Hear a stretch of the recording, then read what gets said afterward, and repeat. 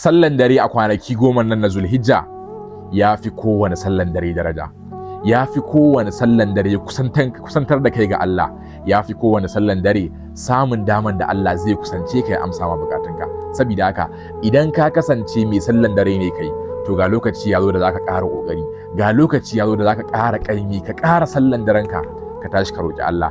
Idan kuma kai ba mai sallan dare bane, to ga lokaci yayi da zaka fara ka yi amfani da waɗannan kwanaki 10 ta hanyar ka yi sallan dare, kai ma Allah kuka, ka faɗa mai bukatunka, ka faɗa mai damuwoyinka, lalle Allah madaukakin sarki zai amsa ma. Saboda haka ƴan uwa, waɗannan kwanaki 10 na Zulhijja lokaci ne da zaka yi amfani da su, ka tashi cikin dare ka faɗa ma Allah bukatunka, ka tashi cikin dare ka karanta alkur'ani, ka tashi cikin dare ka ambaci Allah, ka tashi cikin dare ka ma Allah kuka, ka roƙe shi ya yafe ma zunubanka, ya biya ma bukatunka.